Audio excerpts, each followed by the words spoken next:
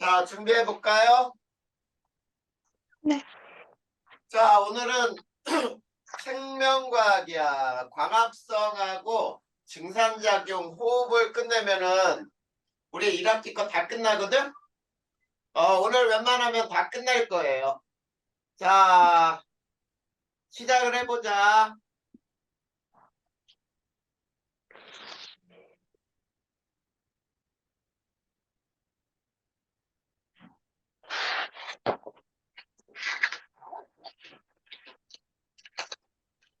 자, 페이지 한번 봐봐. 광합성 나오지? 네, 거기부터 시작할 거야. 자,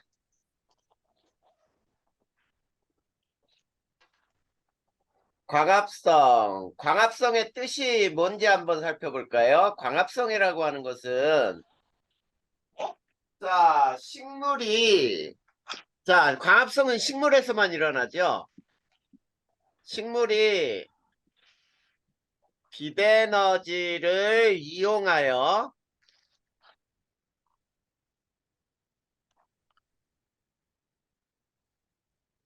이산화탄소와 물로부터 포도당과 산소를 만드는 반응이에요. 자, 요거를 우리는 광합성이라고 불러. 그러면 이 광합성 말 그대로 한번 써볼 테니까 봐. 자, 이산화탄소와 물을 이용하여 그리고 자, 빛 에너지를 흡수해야죠. 빛 에너지. 그래서 우리가 포도당하고 산소를 만드는 반응, 이게 바로 광합성이에요. 자, 그러면 이런 광합성이 일어나는 장소와 시기. 자, 장소와 시기에서 우선 장소는 식물의 엽록체에서 일어나요.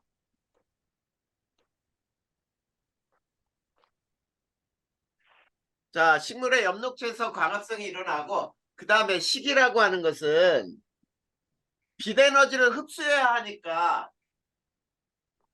정원이 들어왔네. 안녕하세요. 그래, 어서 와. 자, 계속 할 테니까 여기 봐. 자, 요 시기는 빛 에너지를 흡수해야 하기 때문에 빛이 있어야 되겠지. 그래서 빛이 있는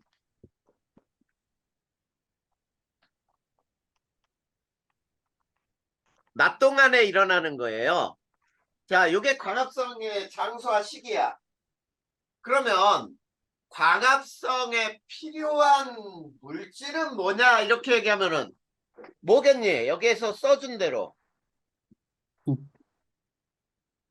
광합성에 필요한 물질은 뭐와 뭐예요? 물과 물과 이산화탄소, 빛, 에너지. 이산화탄소와 물이 되겠지. 네, 자, 이산화탄소와 물 이게 필요한 거예요. 자, 그러면 자, 이게 끝이야. 책에서 뭐 더 막 써놨는데 그거 다 알 필요가 없어요. 포도당은 양분이고 그 다음에 산소는 우리가 호흡에 필요한 기체가 되지. 자, 그랬을 때 이제 자, 여기에서 광합성에 필요한 물질이 이산화탄소라고 하는 것을 알아내는 실험을 하는 방법이 있어. 자, 그래서 자, 우리가 여기에서 이제 실험 하나를 배워볼 거야. 자, 어떤 실험이냐면 광합성에 필요한 물질 확인하는 방법 중에 자, 이산화탄소를 확인하는 방법을 우리가 배워볼 거야. 자, 과정을 보면 이렇게 돼요. 자, 푸른색에 BTB 수용액에 자, 입김을 불어넣어요.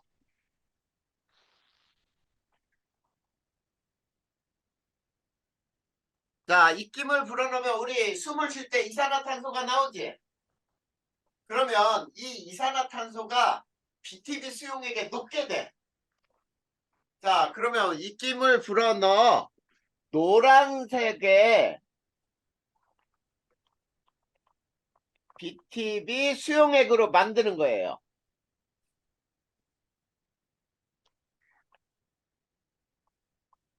자, 이렇게 우선 과정을 만든 다음에 자, 이렇게 이제 또 하는 거야.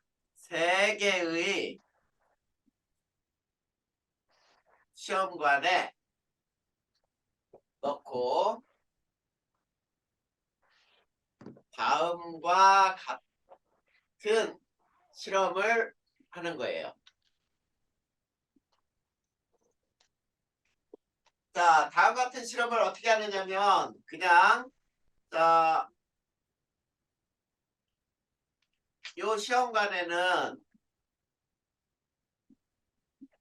그냥 뭐만 들어있냐면 노란색의 BTB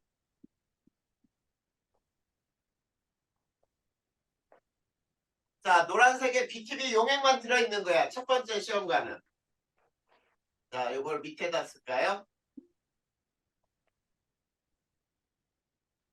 자, 요걸 A라고 하고 자, A는 밑에다 써주자. 그 다음에 두 번째 거에는 자, 역시 마개를 맞고 자, 여기 속에는 뭐를 집어넣냐면 이렇게 물풀을 넣어놨어. 물풀. 물속에서 식물들 자라는 것들 있지. 그걸 물풀이라 그래서 물풀을 넣어놨고 그 다음 세 번째 거는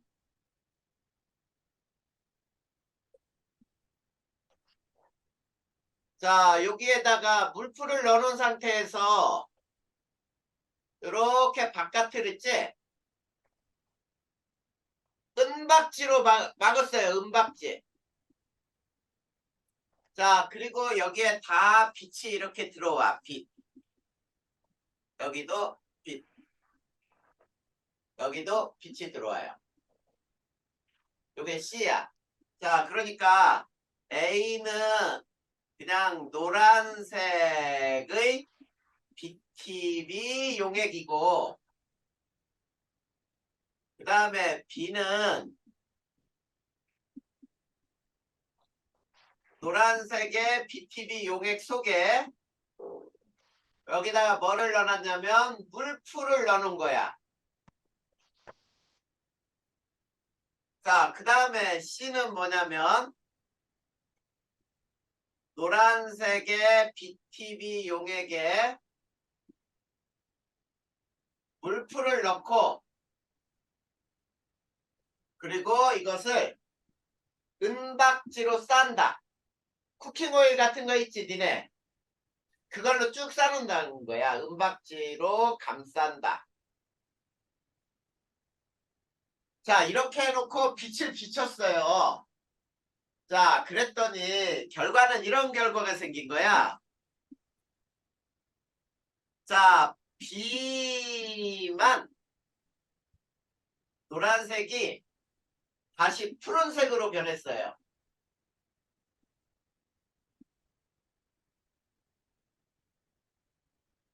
자, 그러면 A와 C는 노란색이 변함이 없다는 뜻이지.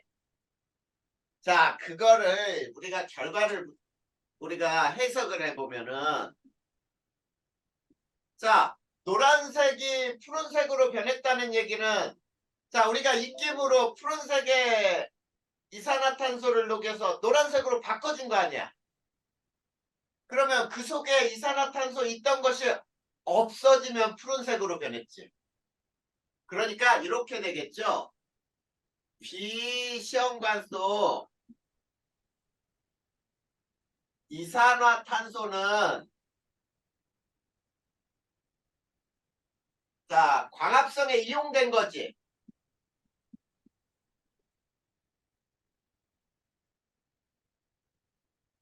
그렇지? 그래서 광합성에 이용됐으니까 어떻게 되는 거야? 없어진 거야. 거기에 녹아있던 놈이. 그 다음에 자 B와 이제 잘 보자. B와 C를 비교해서 또 뭐를 알 수 있냐면은 뭐를 알 수 있니? 자, 빛이 은박지로 감싸져 있으면 못 들어가죠. 자, 그러니까 광합성에 필요한 광합성에 빛에너지가 필요하다는 것도 알 수 있죠.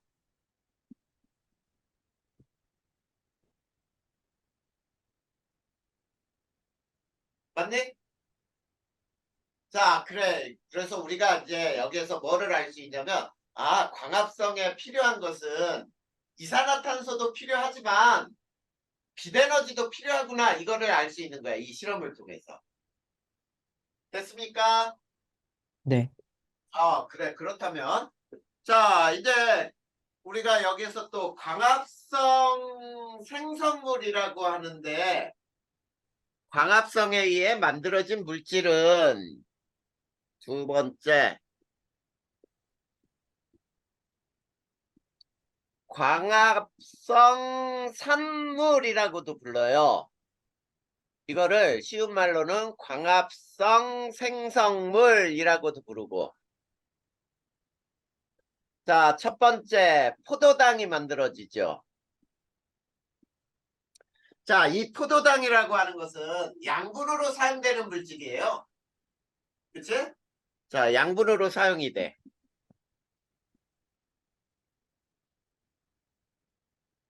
자, 그런데 이 포도당은 있지. 광합성에 의해서 낮 동안에는 잎에 녹말로 저장이 돼요.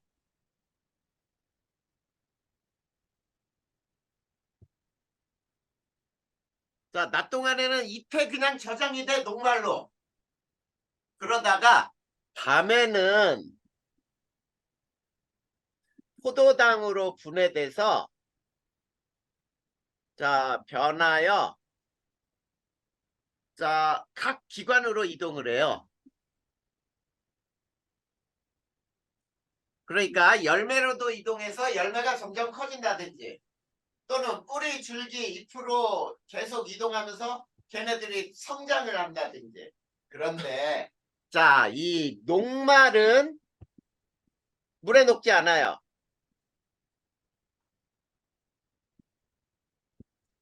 자, 녹말은 물에 녹지 않는다야. 자, 그런데 포도당은 물에 잘 녹아요.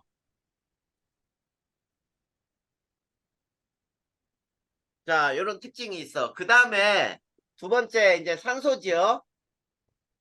자, 이 산소는 모든 생물의 호흡에 필요한 기체예요.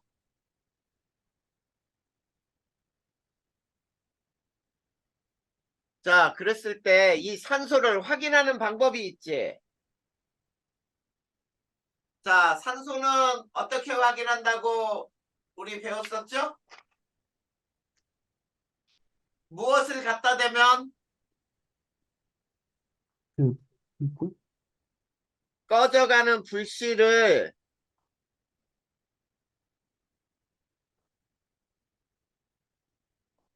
자, 가져대면 다시 불씨가 살아나요. 자, 우리 향불 있지, 향불. 향불에 보면은 맨 끝에 불씨만 딱 붙어 있잖아. 자, 그런 것을 산소가 모아져 있는 곳에 갖다 대면 확 불이 붙는단 말이야. 자, 이런 것이 산소를 확인하는 방법이에요. 이해됐냐? 자, 그러면 자, 광합성에 이제 필요한 요소들이 뭐가 있는지 볼까요?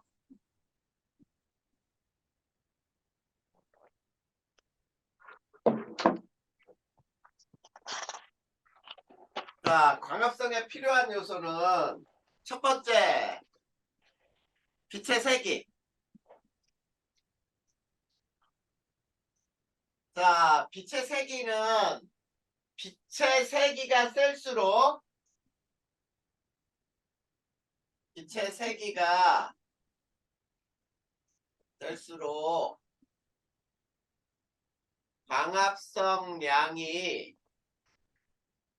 증가하다가 일정하게 멈춰요. 자, 일정하게 유지됩니다. 자, 그래서 그래프를 보면 이렇게 돼요. 여기가 빛의 세기.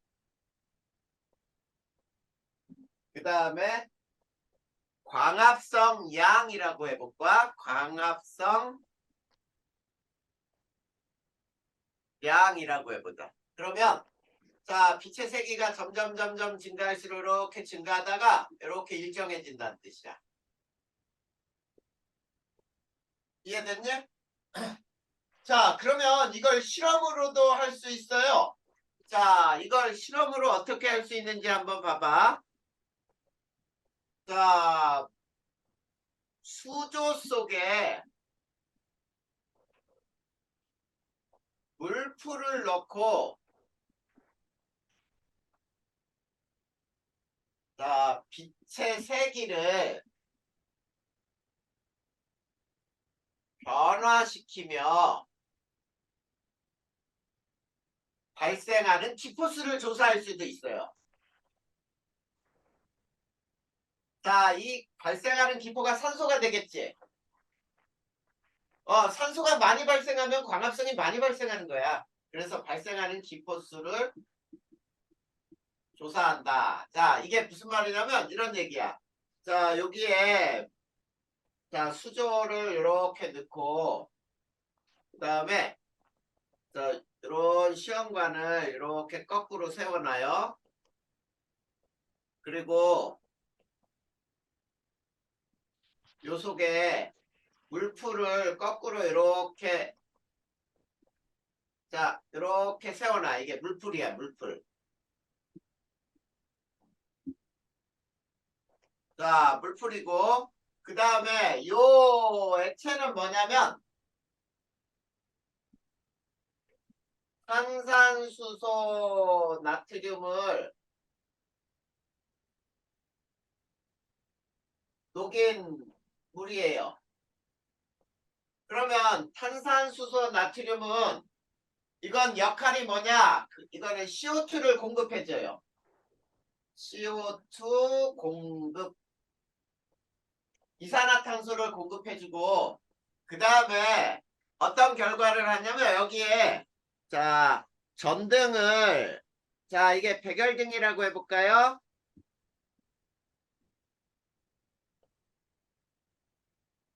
자, 왼쪽에 백열등이 있어. 이렇게 빛이 쭉 나가겠지.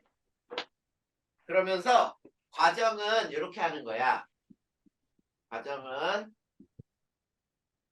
자, 백열등을 자, 멀리부터 가깝게 이동시켜요. 그 다음에 기포수를 조사하는 거예요. 알겠니? 자, 그러면 요 그림하고 똑같은 그림이 나와요. 기포수가. 자, 백열등을 점점점 가깝게 하면 여기서 발생하는 기포가 막 올라가거든. 이렇게 기포가 그래서 발생을 해. 그런데 이 기포수가 백열등이 가까워질수록 점점점 많이 발생하다가 어느 순간부터는 더 이상 많이 발생하지 않아. 이런 방법으로도 빛의 세기가 광합성에 영향을 주는 요소구나. 이거를 알 수 있어요. 이해됐니? 네. 네. 그 다음에 이번에는 두 번째. 자, 요건 지워보자. 그 다음에 이산화탄소의 농도가 돼요. 두 번째.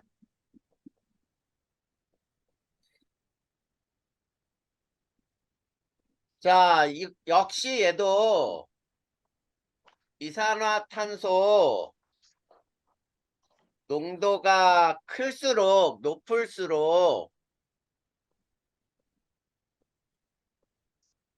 광합성량이 증가하다 일정하게 유지가 돼요. 자, 요거는 역시 똑같은 그래프가 그려질 수 있겠다. 자, 여기는 CO2 농도, 그 다음에 광합성량. 그러면 증가하다가 역시 일정하게 이렇게 유지가 된다. 자, 그 다음에 세 번째, 온도예요, 온도. 자, 온도는 우리 겨울에 온도가 너무 낮으면 광합성 잘 안 일어나지. 또는 화력수라 그래서 이파리가 넓은 것들은 어때? 낙엽을 다 떨어뜨려 버리죠. 그래. 온도가 너무 낮으면 광합성이 안 일어나, 잘. 그러면 광합성이 언제 가장 잘 일어날까라고 한다면은 사람이나 식물들은 있지. 체온과 비슷한 온도 있지. 약 37도 부근이에요. 자, 그래서 온도는 체온과 비슷한 온도에서 37도씨 부근 온도에서 가장 활발하게 일어나요.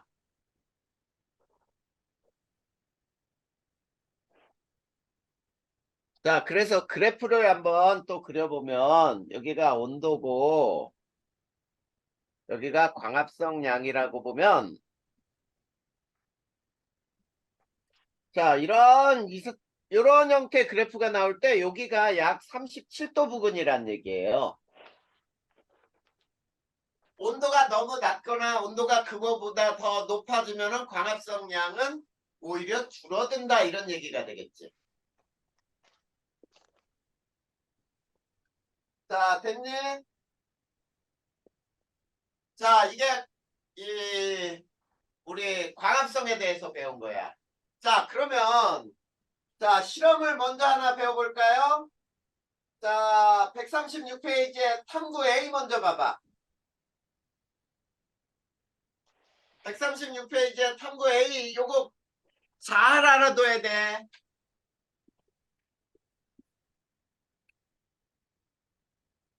자, 거기서는 이제 뭔지를 한번 보자. 광합성이 일어나는 장소와 광합성 산물이라고 나와있지. 그쵸? 자, 그 과정을 지금 선생님이 그걸 보고 설명하는 거 중요하다라고 하면 거기다 표시해놔. 자, 거기 보면은 물에 담긴 비커에 검정말을 넣고 햇빛이 잘 비치는 곳에 약 3시간 정도 놓아둔다 그랬죠. 자, 검정말을 햇빛이 잘 드는 곳에 넣고 3시간 정도 놓는 경우는 이제 광합성이 일어나도록 하는 거야. 그치? 자, 그런데 자, 두 번째 봐봐.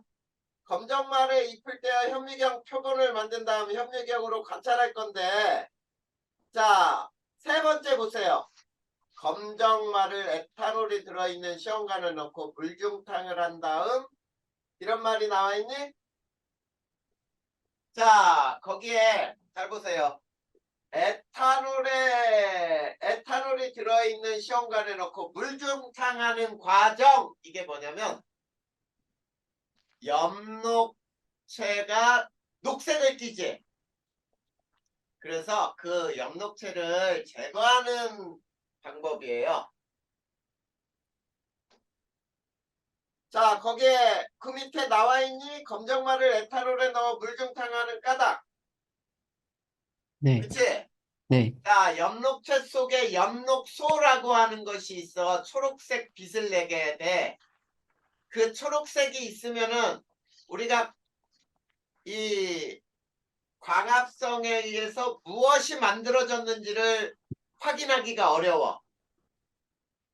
그래서 엽록소를 제거하는 과정이다. 꼭 알아두세요. 엽록체 속에 엽록소를 제거하는 게 에탄올에 넣고 물중탕하는 거다. 됐어요? 네. 자, 그 다음 거기 네 번째. 아이오딘과 칼륨 용액을 떨어뜨린 후 현미경으로 관찰한다. 이렇게 나왔지? 네. 그 아이오딘과 칼륨은 녹말을 검출하는 물질이에요. 알겠니? 네. 아이오딘과 칼륨 수용액은 녹말을 검출하는 용액이야. 그래서 아이오딘과 칼륨이 용액이 뭘로 변하냐면 청남색으로 변하거든. 청남색으로 변한다. 그러면은 청남색으로 변하면 녹말이 만들어졌구나. 녹말이 생성되었다라는 것을 알려주는 거야. 그러니까 아이오딘과 칼륨은 녹말이 만들어진 것을 확인하는 실험이다. 알겠죠? 그걸 알아둬야 돼. 다이나 오늘 좀 피곤한 것 같다? 네. 왜? 일찍 일어나가지고. 오늘 일찍 일어났어? 그래서 네. 딱 보니까 조금 피곤해하는 것 같아. 네. 자, 그래 조금만 참자. 네. 그래 요 실험이 이제 무슨 실험인지 알겠지? 네. 그 다음에 옆에 봐봐. 탐구 B. 자, 빛의 세기와 광합성을 요 실험으로도 알 수 있는데, 자, 시금치 잎이 있어요. 자, 시금치 잎을 동그랗게 우리 구멍 뚫는 기계 같은 걸로 동그랗게 일정한 크기로 뚫어 놓은 거야. 그러니까 시금치 잎이 동그랗게 돼 있어. 근데 요 시금치 잎을 거기에 수용액 있죠? 탄산수소 나트륨 수용액에 담궈놨지? 자, 여기서 알아둬야 돼. 1% 탄산수소 나트륨 수용액은 무슨 역할을 한다 그랬지 아까? 산소인가? 이산화탄소를 공급하는 역할. 그치? 자, 이산화탄소를 공급하는 역할이 그 탄산수소 나트륨 수용액이야. 근데 그걸 넣어놓고 위에서 빛을 비추잖아. 그러면 이 시금치 잎에 기포가 생겨. 기포. 광합성을 하면서 기포, 산소 기포가 묻겠지. 그러면은 어떻게 되냐면 그 시금치 잎이 위로 떠올라. 무슨 얘기인지 알겠냐? 그러면 이렇게 위로 떠오르는 게 얼마나 빠르게 떠오르느냐 이걸 가지고 빛의 세기에 따라서 광합성이 많이 일어나는구나 이걸 확인할 수 있겠지. 네, 그렇게 해서 확인할 수 있어요.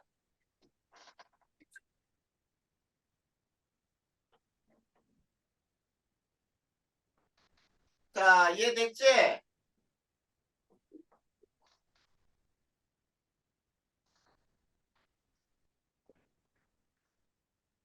자, 그러면 이제 광합성에 대해서는 다 배웠으니까 자, 증산작용을 배워볼까요? 자, 한 장 넘겨봐. 증산작용 나오잖아. 자, 증산작용. 자, 증산작용이 뭐냐? 자, 증산이 뭐냐면 물이 바깥으로 빠져나가는 걸 증산이라고 부르는 거예요. 자, 그러면 증산작용은 식물의 잎을 통해서 물이 수증기로 빠져나가는 현상 이렇게 설명하면 돼. 거기에 뭐라고 나와있는지 봐봐. 식물체 속에 물이 수증기로 변하여 잎의 기공을 통해 공기중으로 빠져나가는 현상 똑같잖아. 그러니까 증산작용은 식물체 내의 물이 자 잎의 뒷면에 기공이 있어요. 기공을 통하여 수증기로 자, 공기 중으로 빠져나가는 현상. 이거를 우리는 증산작용이라고 부르는 거야. 알겠습니까? 그러면 이 증산작용이 일어나야 하는 굉장히 중요한 사실들이 있어. 자, 이거 반드시 외워야 되겠지? 자, 그게 바로 뭐냐면 증산작용의 의의예요.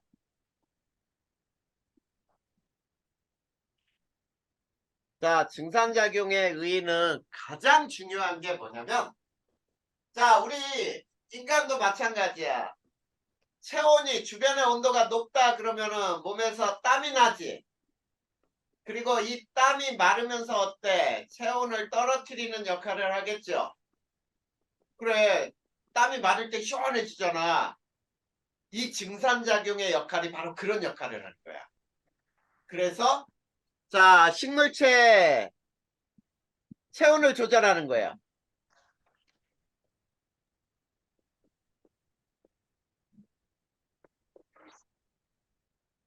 자, 그 다음에 두 번째, 식물체 내에 물이 너무 많으면 그 식물체 내에 있는 물은 순수한 물이 아니거든. 여러 가지 물질들이 녹아있는 용액이야. 그 용액의 농도가 너무 낮으면은 안 돼. 그래서 물을 바깥으로 빼내면서 용액의 농도를 일정하게 유지해줘. 그거를 체액의 농도를 조절한다라고 불러요. 자, 식물체 내의 식물체 체액의 농도를 조절한다. 자, 그 다음에 세 번째는 또 뭐가 있냐면, 자, 식물은 나무들 봐봐. 굉장히 키가 큰 나무들이 있지. 막 몇십 미터까지. 그치? 근데 원래는 있지. 우리가 펌프로 물을 퍼 올리더라도 10미터까지밖에 거의 못 올려. 그러면 아파트에 니네 봐봐. 아파트에 보면은 아파트 빌딩 꼭대기에 물탱크 있지. 근데 이 물탱크가 막 여기에 30m 막 이런 높이까지도 있단 말이야. 그러면 이 30m까지 물을 한꺼번에 쫙 끌어올릴 수 있느냐? 없어요.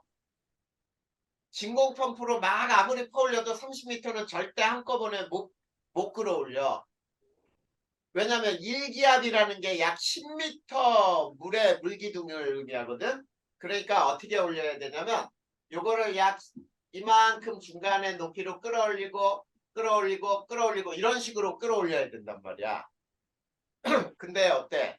나무는 20m, 30m가 돼도 물이 꼭대기까지 올라가지. 그래, 그래야 식물들이 나뭇잎에도 물이 충분히 공급되면서 자랄 거 아니야. 물 상승의 원동력이라고도 불러요. 자, 그래서 식물체 내의 물 상승의 원동력이 되기도 한다.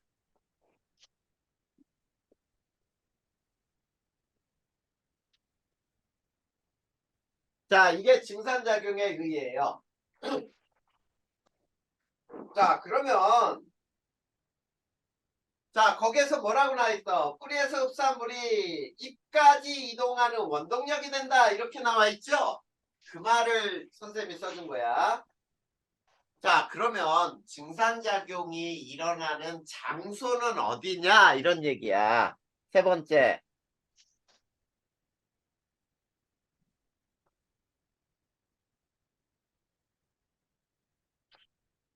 자, 증산작용이 일어나는 장소는 잎이거든, 잎. 자, 잎에서 일어나는데, 자, 증산작용이 일어나는 장소가 잎이구나라는 것을 원래는 잎의 뒷면에 기공을 통해서 일어나요. 근데 잎이 있어야 되잖아. 그러면 잎에서 증산작용이 일어난다라는 거를 실험을 통해서 우리가 알아볼 수가 있어. 어떤 실험을 할 거냐면, 자, 실험. 자, 이런 실험을 할 거예요. 자, 요렇게, 자, 요렇게 물을 넣고, 그 다음 여기에,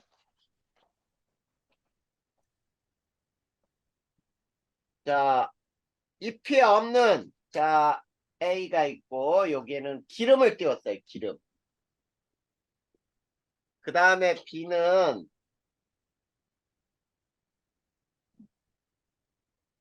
자, 역시 기름을 넣고, 그 다음,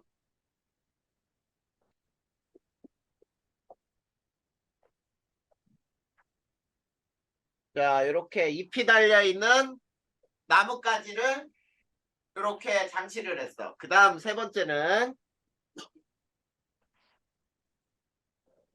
똑같이 여기에 기름을 넣고,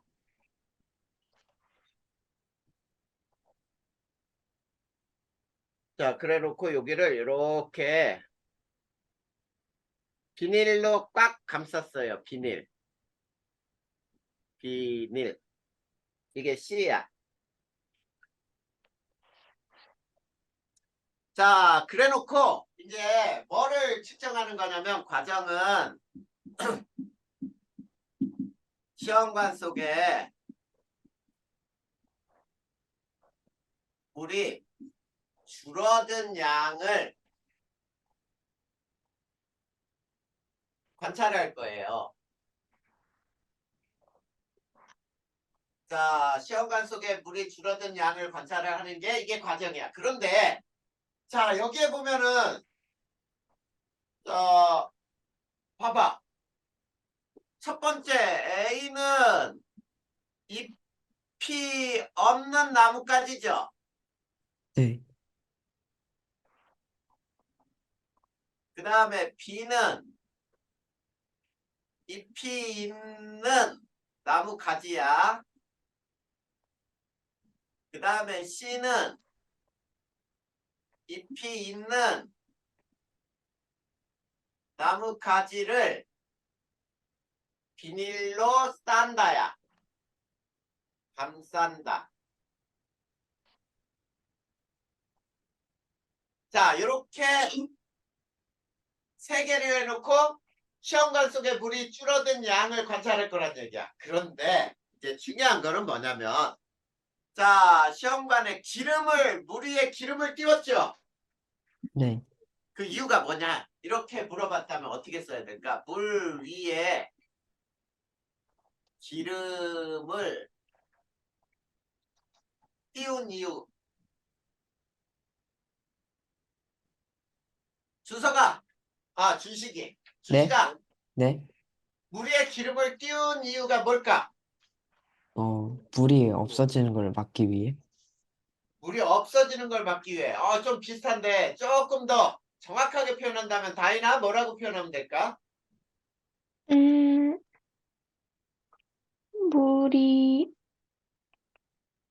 물이, 물이 수증기가, 암, 자, 수증기가 어, 쌓이게? 어. 자, 경원이는 어떻게 대답할래? 물이 증발할 수 있으니까 그 위에 기름을 올려서 물이 증발하는 걸 막으려고. 맞아요. 그거야. 그거를 조금 더 정확하게 한다면은 우리가 증산작용으로 물이 없어지는 걸 볼 거 아니야.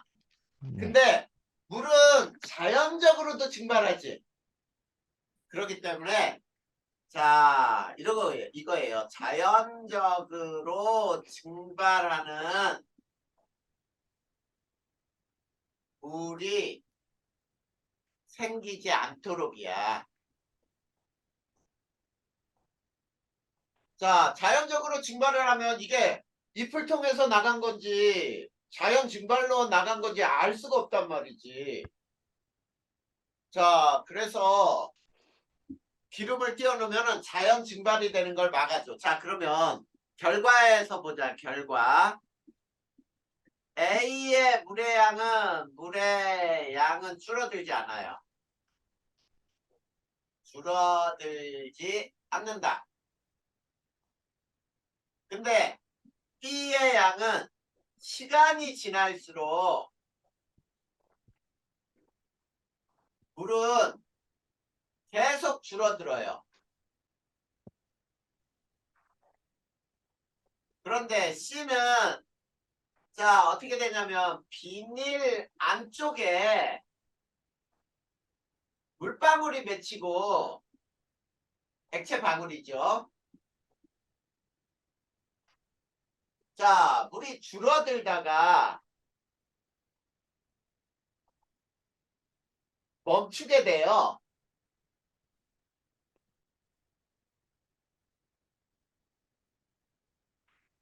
알겠지? 자, 그러면 해석을 해야 돼. 여기에서 우리는 해석을. 자, A와 B를 비교해서 우리는 뭐를 알 수 있냐면, 아, 증산작용은 잎이 있어야 되는구나. 이런 얘기지. 잎에서 일어나는구나. 일어난다. 이거를 알 수 있는 거잖아. 그 다음에, 자, B와 C를 비교하잖아. 그러면 어떤 조건을 알 수 있냐면, 아, 증산작용은 습도가 낮을수록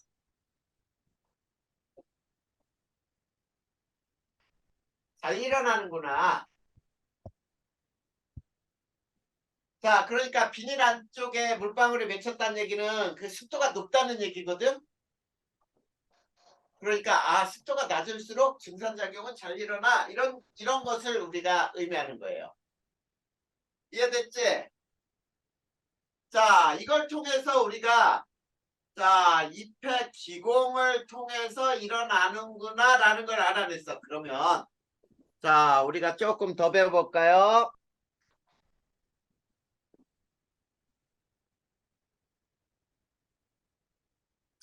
자, 그러면 거기에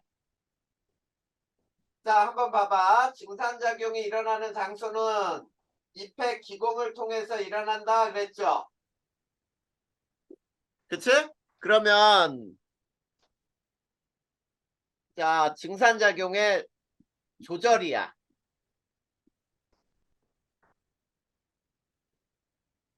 자, 증산작용의 조절은 뭐냐면 잎 뒷면에 기공의 크기를 조절을 해요.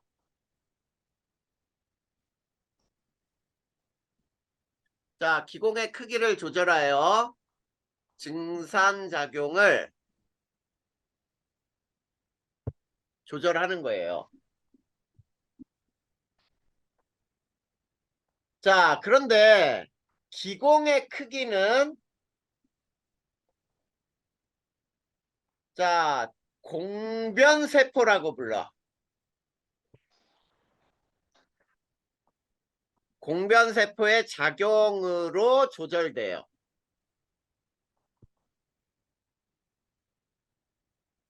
자, 그러면 선생님이 그림을 한번 이렇게 그려볼까요? 자, 여기에 보면은 이렇게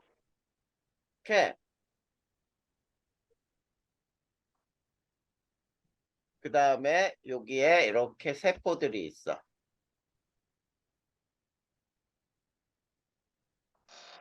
자, 요게 공변세포. 자, 공변세포 두 개가 요게 기공이에요. 그랬을 때 얘는 기공이 열릴 때야.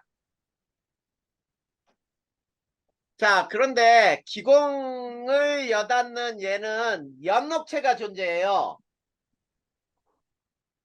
다른 세포에 이거는 그냥 잎의 뒷면 세포거든. 잎의 세포인데 잎의 뒷면에 있는 세포에는 엽록체가 없어. 알겠지? 근데 공변세포라고 하는 놈은 엽록체를 가지고 있단 말이야. 그래서 이 공변세포가 엽록체가 있으니까 광합성을 하면서 포도당이 생기잖아?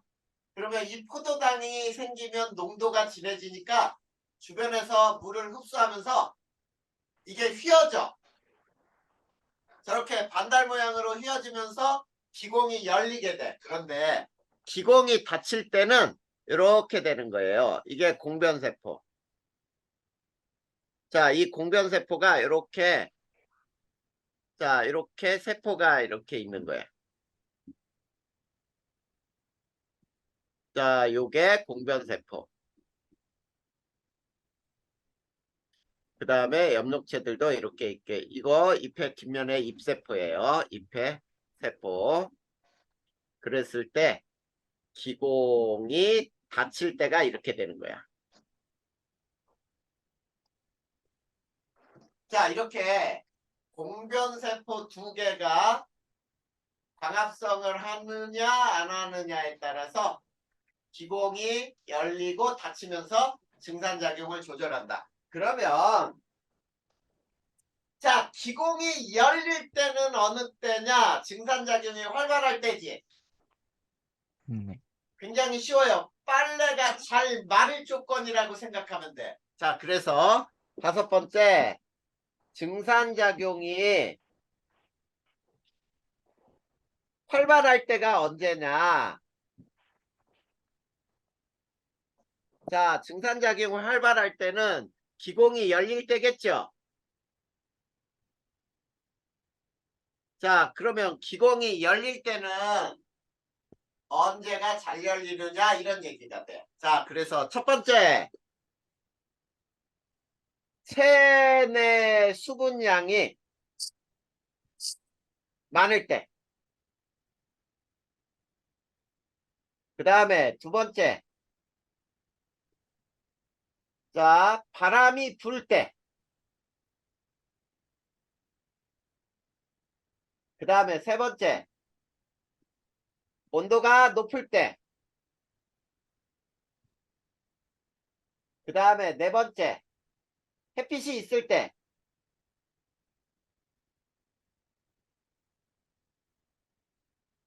이게 낮이란 얘기지. 낮. 밤보다는 낮에 잘 일어난다는 뜻이 되는 거죠. 맞네? 네. 그 다음에 5번째. 자, 습도가 낮을 때. 아까 우리 배웠죠? 습도가 낮을 때 증산작용이 잘 일어난다 그랬지? 됐습니까? 네. 자, 그러면 이 증산작용은 광합성에 미치는 영향에 어떤 영향이 있을까라고 한다면 이제 이렇게 하면 되죠. 증산작용과 광합성이라고 한다면 자, 증산작용이 활발할수록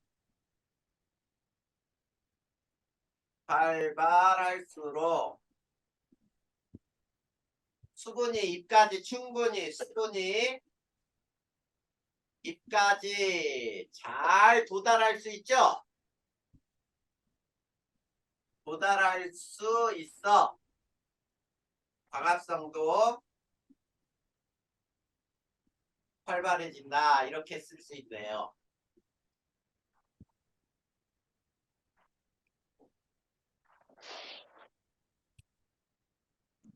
이해됐니?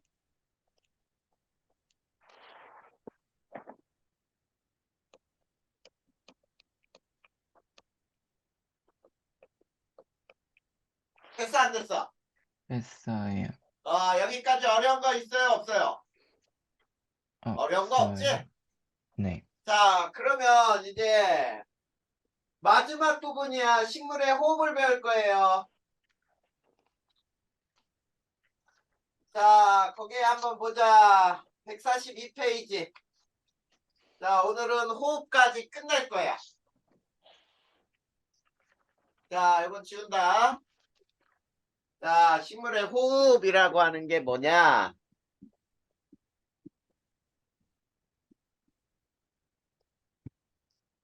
자, 첫 번째. 호흡의 정의가 뭐냐? 호흡. 자, 호흡이라고 하는 것은 이제 생활에 필요한 에너지를 얻는 모든 과정이 호흡이야. 자, 우리 동물도 어때? 생활에 필요한 에너지들이 상당히 많지. 체온을 유지하는 데도 필요하고, 그 다음에 우리가 공부할 때 뇌에서 생각하고, 외우고, 계산하고 이런 데도 에너지가 다 필요하거든. 자, 그래서 세포에서 양분을 분해하여, 자, 세포에서 양분을 분해하여 생활에 또는 생명활동이라고 할 수 있어요. 생명활동. 자, 생활에 필요한 에너지를 얻는 과정. 자, 이것을 우리는 호흡이라고 불러. 자, 그러면 자, 말 그대로 한번 써볼 테니까 볼까요? 자, 우리가 포도당을 산소와 반응시켜서 자, 광합성에 완전히 반대 반응이지. 자, 포도당을 산소와 반응시켜서 이산화탄소가 생기고 물이 생기거든. 그리고 여기에서 에너지를 얻는 과정. 이게 바로 호흡이에요. 자, 그러면 첫 번째. 호흡이 일어나는 장소와 시기. 자, 장소는 자, 우리 몸에 있는 모든 세포에서 다 일어나. 만약에 호흡이 일어나지 않는 세포가 있다. 그러면 죽은 세포예요. 그치? 살아있는 생명활동이 안 일어나는 거니까. 그래서 생물체 내의 살아있는 모든 세포에서 일어나. 근데 모든 세포인데 세포 속에 또 특히 미토콘드리아라는 곳이 있어요. 자, 요거는 책에는 안 나와 있는데 세포 속의 미토콘드리아라고 하는 부분에서 호흡이 일어나는 거야. 알겠죠? 그러면 시기는 언제 일어나느냐? 호흡이 일어나는 시기 언제 일어날까? 항상 언제? 일어나지, 항상. 24시간. 식물도 마찬가지예요. 광합성만 하는 시기는 없어. 무슨 말인지 알겠지? 네. 자, 그러면 여기에서 호흡으로 생성되는 물질, 아까 우리가 광합성으로 생성되는 물질은 뭐라 그랬어? 포도당하고 산소였잖아. 그리고 자, 낮에는 잎에 녹말로 저장됐다가 밤에는 물에 잘 녹는 포도당으로 녹여서 다 이동시킨다 그랬지? 네. 그래, 여기에서 자, 호흡에 의해 생성되는 물질이 뭐냐?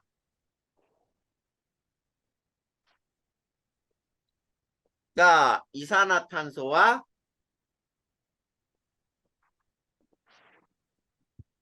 물이 생기죠.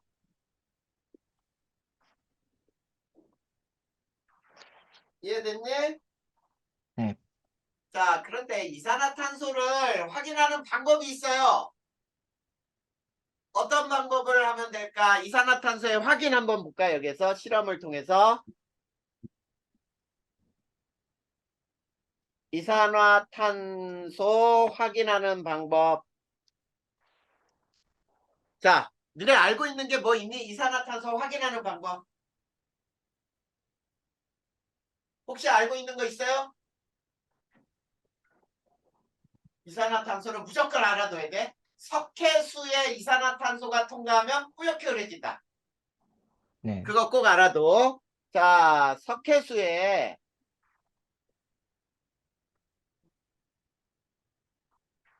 이산화탄소가 통과하면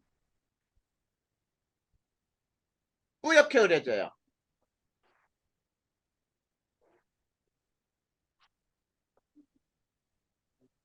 자, 뿌옇게 흐려지는 이유가 뭐냐면 우리 화학에서 앙금 배웠죠, 앙금.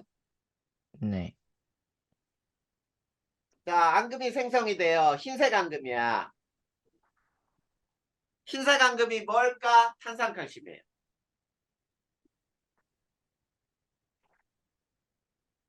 자, 우리 화학에서 우리 A, B, C는 CSC다 이렇게 만나면은 앙금이 된다 배웠던 거 있었지?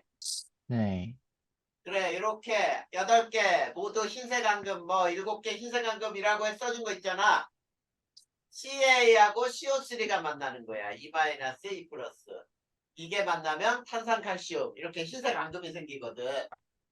자, 그래서 어떤 실험을 하는 거냐면, 자, 그래서 과정은 석회수에 입김을 불어넣어줘요. 자, 입김을 불어넣는다. 자, 그러면은 뿌옇게 흐려진다 이런 얘기지. 여기에 결과는 뿌옇게 흐려진다.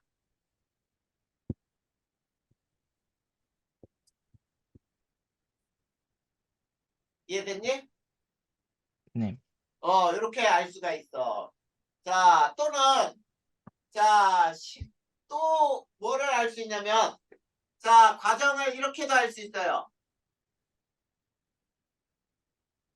싹튼 콩에, 자, 싹튼 콩에, 자, 유리관을 넣고, 자, 이 기체를, 유리관을 석회수에 담가놔요.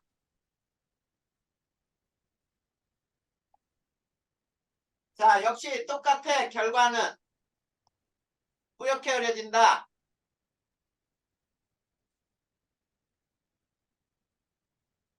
자, 이렇게 되는 거야. 자, 또 어떤 과정을 해볼 수 있냐면, 잘 보자. 과정은 싹튼 콩과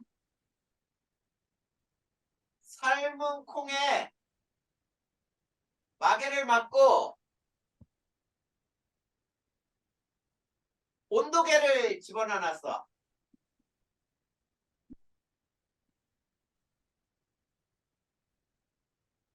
자, 온도계를 설치했더니 결과는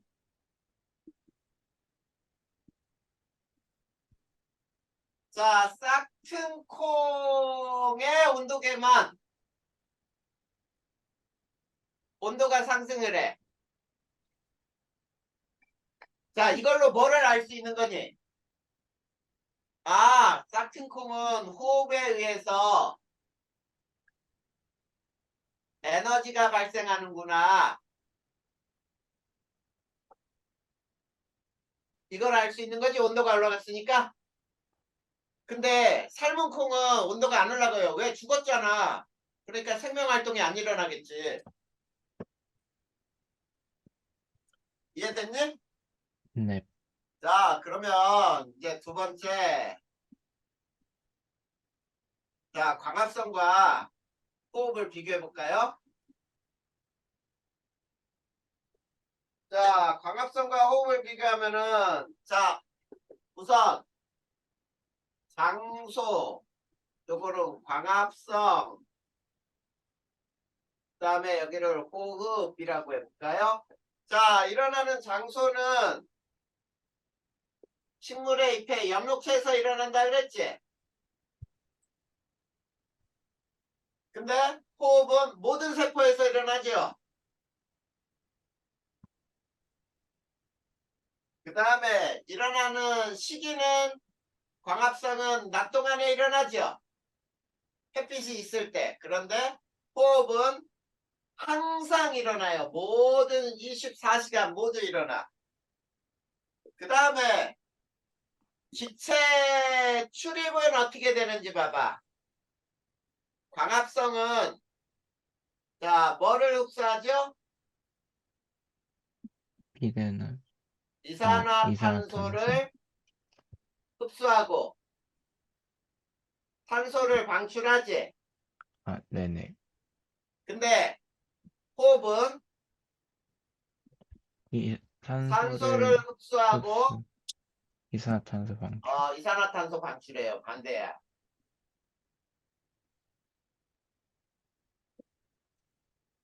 자, 그 다음에 자 양분 에너지. 양분과 에너지는 어떻게 되니? 양분을 합성하지. 양분 합성을 하고 에너지 흡수하죠. 빛에너지. 네. 그런데 호흡은 양분을 분해하죠. 네. 양분을 분해해서 에너지를 방출하잖아. 자, 이런 것이 차이점이라고 할 수 있죠. 이해됐니? 네. 자, 그러면 기체 출입을 우리 배웠으니까 기체 교환 따로 배울 필요는 없잖아. 그래서 기체 교환 일어나는 장소는 자, 이렇게 또 간단하게 또 배울 수 있어요. 자, 기체 교환이 일어나는 장소 세 번째, 기체 교환이 일어나는 장소와 시기를 또 구분해 보면, 자, 장소는 잎에서 일어나요. 잎의 기공을 통해. 잎의, 잎의라고 할 거예요. 잎의 기공을 통해.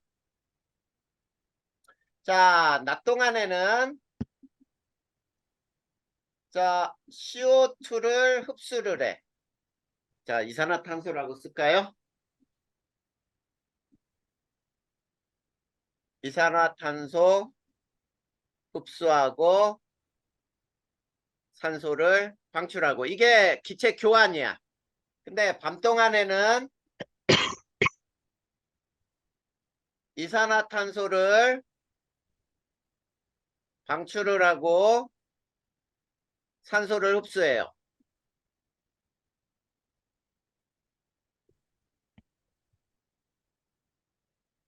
알겠지?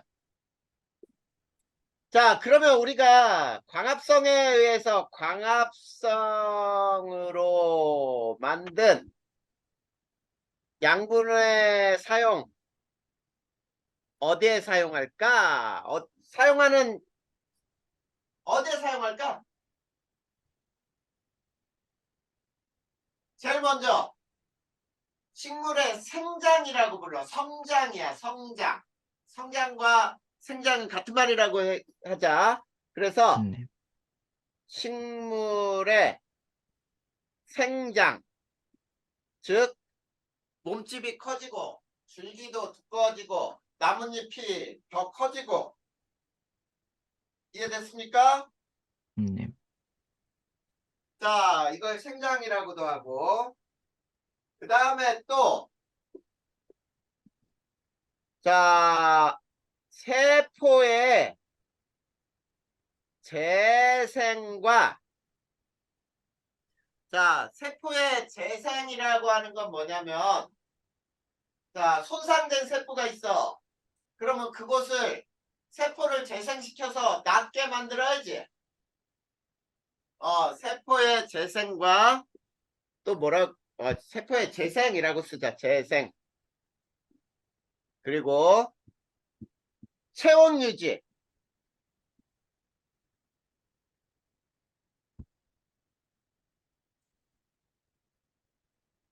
자, 체온 유지 등등등 이렇게 하면 되겠다.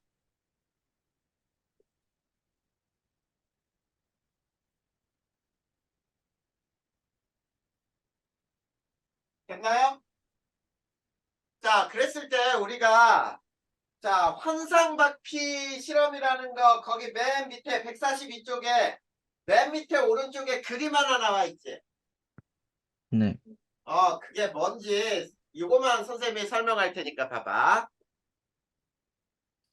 자, 우리가 물이 이동하는 관을 물관이라고 하고 양분이 이동하는 관을 체관이라고 부르거든.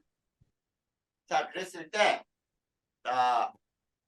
환상박피 실험 요거 간단하게 설명할 거야. 자, 요게 뭔지 선생님이 거기에 나왔으니까 설명할 거예요. 자, 물관은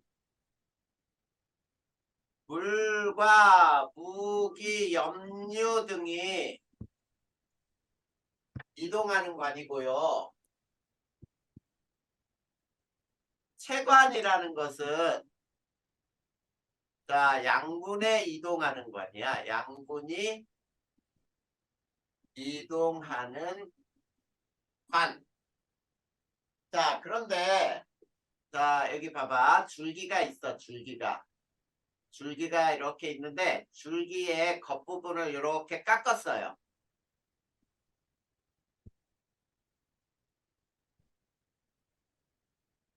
자, 그리고 여기에 열매가 이렇게 달려 있는 거예요. 열매. 자, 요 밑에도 열매. 자, 크기가 처음에는 자, 위에 열매나 아래 열매가 똑같거든? 크기도. 근데 굉장히 오랜 시간 지나면 어떻게 변하냐면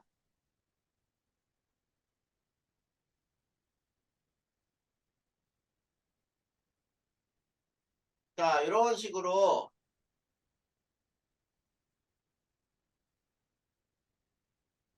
자, 그리고 여기는 열매가 이렇게 커졌어. 근데 여기는 열매가 그냥 똑같아. 자, 그 얘기는 뭐냐면 여기 이렇게 두꺼워졌지?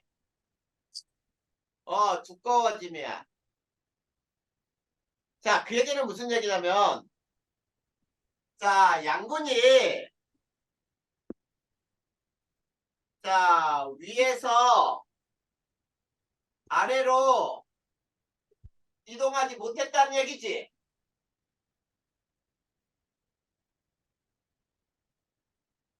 그렇기 때문에 자, 위에서 양분이 멈췄단 말이야. 밑으로 이동해 오지 못하고. 그러다 보니까 위에 있는 열매는 커지고 위에 양분들이 쌓여서 두꺼워졌다는 얘기야. 그 얘기는 무슨 얘기냐면 자, 양분이 이동하는 통로는 이동 통로. 자, 다이나 이제 거의 다 끝났어. 조금만. 이동 통로는 즉 체관은 자, 줄기 바깥쪽에 위치한다 이런 얘기예요.